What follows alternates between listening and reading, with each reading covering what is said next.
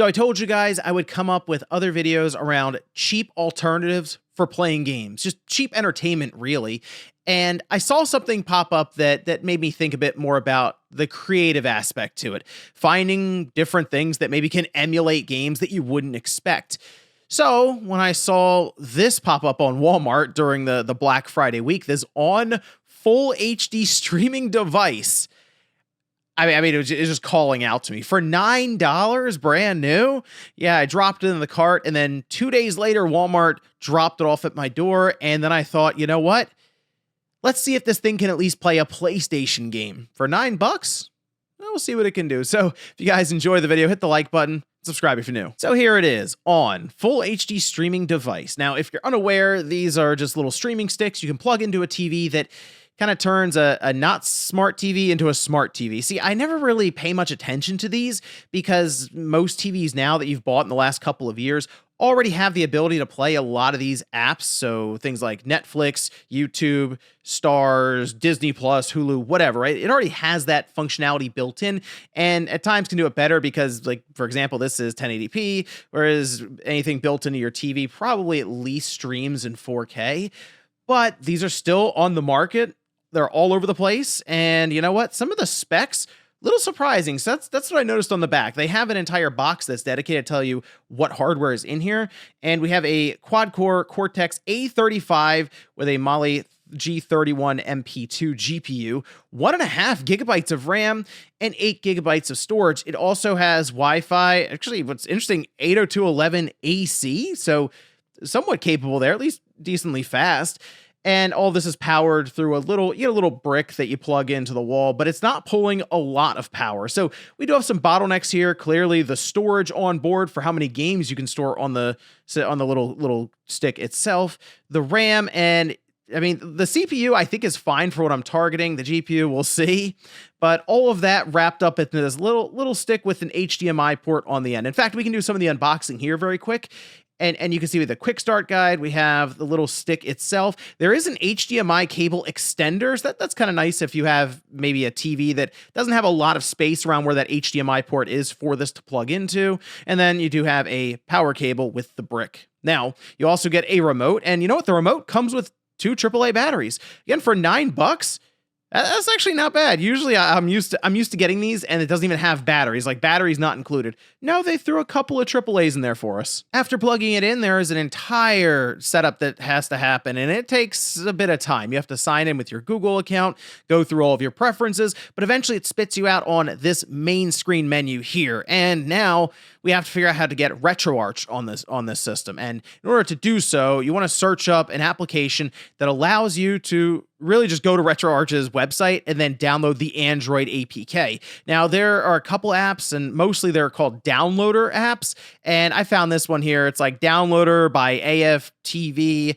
And once you open that up, you'll be able to type in RetroArch's website, and I was able to download the stable build. It auto-detected Android, the whole thing. So that was pretty easy. I had to do a few other things in the settings for this on stick. So I had to go in and turn on developer mode and then allow it to install apps from unknown sources. But once I was through that, RetroArch installed fine, and I was able to open it without much issue. I did some of the updates for assets and the UI, making it the cross-media bar because, I mean, you have to do that. It only makes sense. And from there, I have to figure out how to get ROMs on the thing. And this is where you have a couple of options. The first one is to just FTP any files you want to this on stick within the parameters of the, not even 8 gigabytes of storage, because I did look in File Manager and it was about 4 gigabytes was free to the user after the OS and all the other programs took up its space during install and setup. So you can kind of work within that. And when you see the games that this thing can play, it's like, okay, you're not going to be loading up PS3 games on this. All right, I'll just spoiler alert here. But the other avenue you can take is to get one of these splitters. Now, this splitter does have USB-A on one end, and then it has input for the micro USB power, and then output that would then let you plug it into the on stick.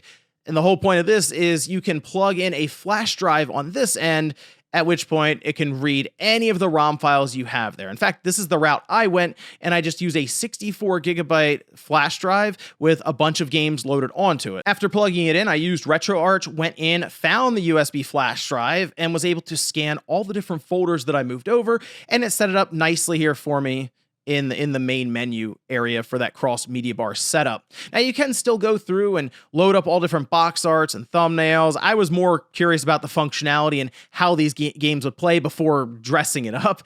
And I will say this, expectation wise, it's not super high when it's a $9 stick, right? Even not when it's not on sale, it's $15. So, you start your expectations pretty low. And while I know that means going back to Atari, I'm not even going to do that. I'll save you guys the time. It plays original Nintendo and Game Boy games, no problem. Like those are completely like 60 FPS, no issues. It loads up, plays, looks great, works well. Now I did sync up a controller here, just an 8-bit DOE controller I have, but you'd be able to use pretty much anything Bluetooth, as this has just Bluetooth built in. So you could load up your Xbox controller, PlayStation, Nintendo controller, anything that would just work in RetroArch through Bluetooth would work here. So with that said, let's get to some of the more demanding games, starting with Super Nintendo. Okay, maybe that one's not as demanding as some of the other games we'll check out, but still, this can be kind of a question mark for people depending on how low powered the device is.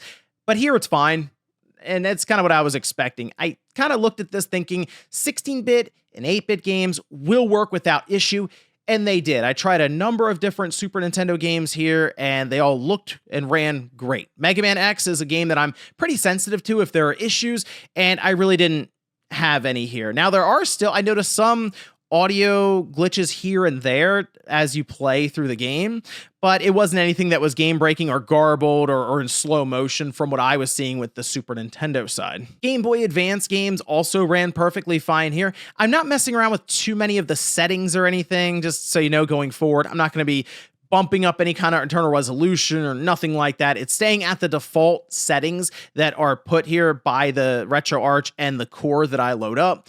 I know people will play around with those depending on the hardware they have and if it just exceeds the game they're playing. Not really something we have the comfort of doing here with this on stick, but still, Game Boy Advance, Super Nintendo, all of that runs perfectly fine. So now let's get into some of the 3D games. The PlayStation, I was going into this thinking, I feel like we can get PS1 games running on this pretty well. And I say pretty well, I was thinking it would be somewhere between 30 and 60. I was hoping it would sit closer to that 60 mark here. And in fact, as I was loading up games, I was genuinely kind of surprised here. So for example, Crash Bandicoot ran without a hitch. I mean, I was moving around well. The timing on the jumps, which if the game does struggle and slow down, you can certainly notice there. And a lot of times I'll just kind of miss the jump and fall into these different pits. No problems there. Now, keep in mind, I am running at the native resolution, and I know as you get with larger TVs, you'll kind of want to be able to smooth out some of these games. So it is kind of a chunky looking experience with that native resolution. But still, I'd rather have it look that way, but then also run, as you're seeing, right around 60 FPS than try to bump the resolution and all of a sudden the whole thing's playing in slow-mo. But I jumped around from Crash Bandicoot to Gran Turismo 2. This is more of a 3D kind of based game there.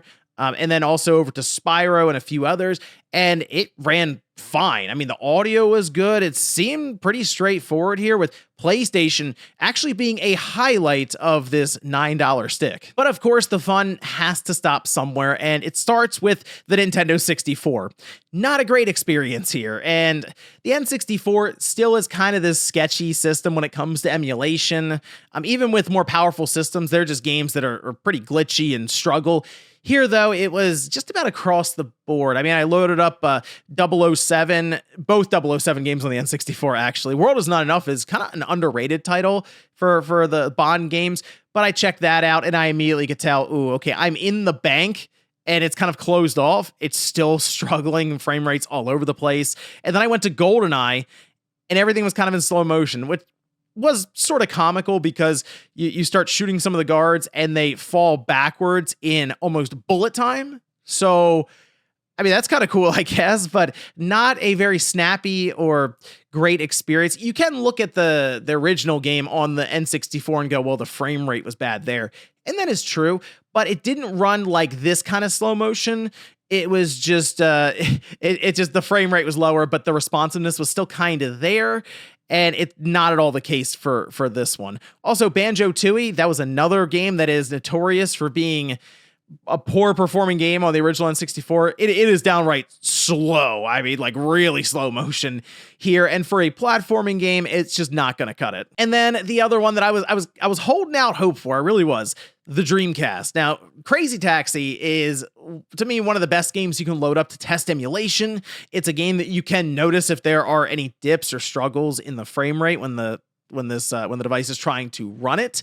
And you could tell right away here. It's unfortunate. Again, Crazy Taxi, fun game. Would have liked to have seen Dreamcast run better on this, but it struggles. I mean, this is a game that you would like to see at 60 FPS consistently and like a locked 60. But here, it's like in the 20s, the 30s, the audio's all over the place. It's not very good, unfortunately, for Dreamcast games here. I did also try to, just completely lower the resolution with Tony Hawk Pro Skater 2 on the Dreamcast, and it starts to look really crunchy, and unfortunately is still unable to hit that 60 FPS mark. So N64 and Dreamcast kind of out for this one. But I will say, for $9, this on stick, even at $15 when it's normally priced, not bad for being a PlayStation 1, Super Nintendo, Game Boy Advanced player. Here's the thing. I look at this as maybe something you can throw into an extra room, a spare bedroom, or